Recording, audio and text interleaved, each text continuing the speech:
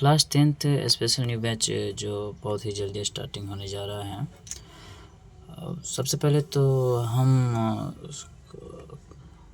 आप सभी पेरेंट्स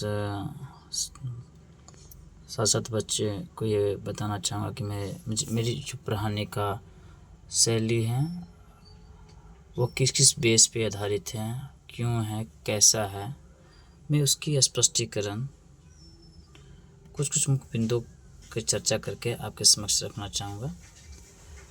सबसे पहले मैं बच्चे को रीडिंग पे फोकस करवाता हूँ, जिससे बच्चे जानकारी और ऑब्जर्वेशन उसका बढ़ पाए।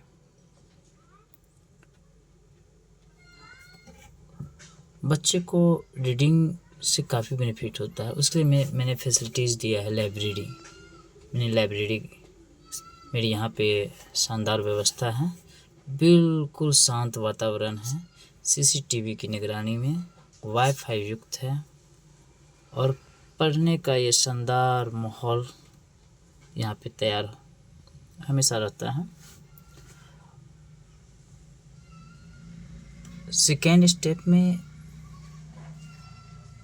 जो मैं करता हूँ उस चैप्टर का एक्सप्लेनेशन, व्याख्या अपने सरल शब्दों में, जिससे मेरा मानना है कि समझ डेवलप होती है, गलतफहमी दूर होती है, बच्चे का कॉन्सेप्ट क्लियर हो जाती है और बच्चे में एनालाइज करने की सामर्थ्य और विश्लेषण करने की सामर्थ्य डेवलप होता है।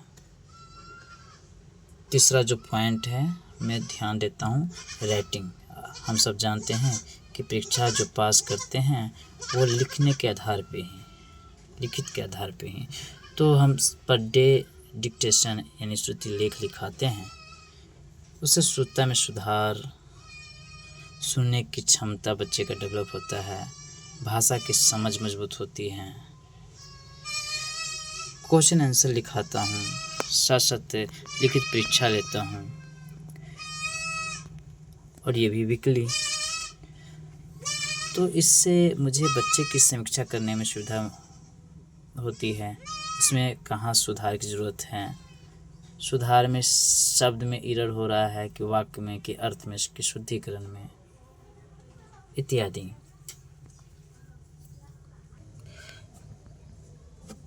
क्लास 10th के बच्चे को 6 मंथ के अंदर सिलेबस कंप्लीट कराना मेरी रिस्पॉन्सिबिलिटी है। दूसरा, 6 महीने के अंदर जब कंप्लीट हो जाती है सिलेबस, तो 6 महीने के बाद ऑनलाइन क्लासेस में प्रोवाइड करता हूँ, ताकि बच्चे को और बेहतर तरीक़ा से चीज़ों को समझने में सुविधा हो।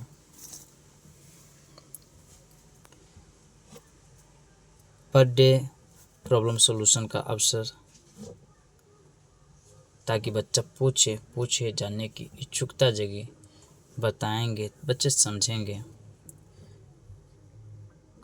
परीक्षा से पहले कमज़ोर बच्चे को एक्स्ट्रा 4 घंटा का क्लास दे देकर मैं अपना कर्तव्य समझकर उसे पास कराने की पूरी प्रयास करता हूँ। निश्चित तौर पे हम यह जानते हैं कि बच्चे के बारे में सबसे बेहतर ख्याल उसके पेरेंट्स, पहला गुरु, पहला मार्गदर्शक और सुविधादाता भी वही हैं। आपसे बेहतर कौन हो सकता है। लेकिन फिर भी बोलना चाहूँगा, एक महान ब्रूस ली नाम के मार्शल आर्ट दार्शनिक एक्टर भी रहे हैं, उनका एक स्टेटमेंट बहुत अच्छा है जो मुझे बहुत अच्छा लगता है। उसने कहा कि तैरना सीखना है तो सीधे में पानी में कूदो।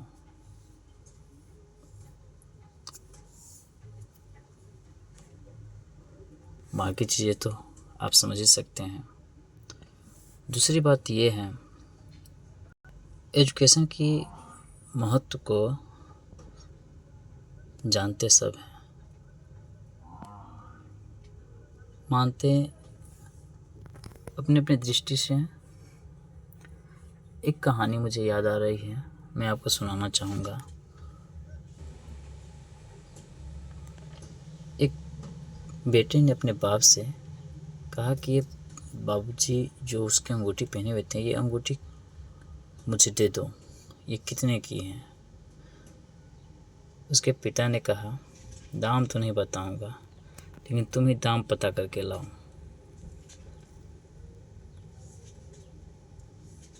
उसने अपने बेटे को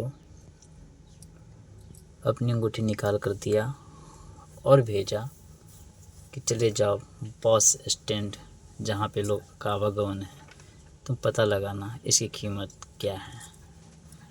लोगों से पूछा, ये मुझे अंगूठी बेचना है, आप ले लीजिए। सब प्रकार के लोग थे, चलता फिरता लोग। उसकी कीमत 200 लगा दी और बेटे से कहा था, दाम पता लगा लेना, लेकिन बेचना नहीं, वापस ले आना। फिर से बेटा घर वापस ले आता है।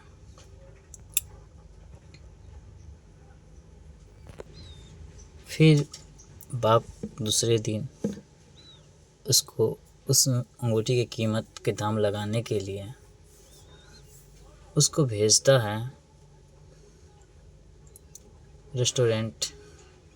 वहाँ पे कुछ लोग पार्टी उटी में खा पी रहे थे। उनसे उन्होंने कहा कि अंगूठी ले लीजिए, इसकी कितनी कीमत है।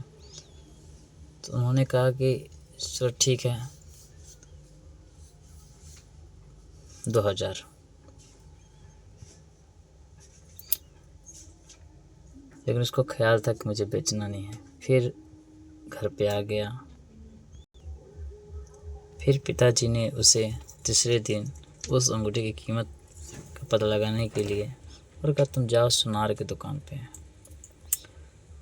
सुनार की दुकान पे अंगूठी लेके पहुंचता है। सुनार उस अंगूठी में सोना थे, हीरा जवाहरात जो भी थे, इसको शायद पहचान लिया और कहा कि इसकी कीमत कितना होगा। उसने कहा, बेटा 5 लाख दे दूँ क्या?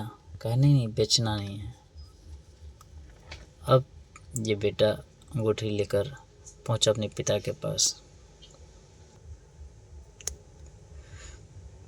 पिता कहते हैं, क्या अंगूठी की कीमत मालूम हो गई? बेटा का जवाब है कि बस स्टैंड में 200, रेस्टोरेंट में 5000, सोना की दुकान पे 5 लाख। मान लेते हैं। आखिर ऐसा क्यों? पिता का जवाब था, सब अपने अपने हिसाब से, जो जिसको जान जाते हैं, पहचान जाते हैं, वो उसकी कीमत उस प्रकार से लगा देते हैं। आशा करता हूँ अब मेरी बातों को समझे होंगे। बहुत बहुत धन्यवाद।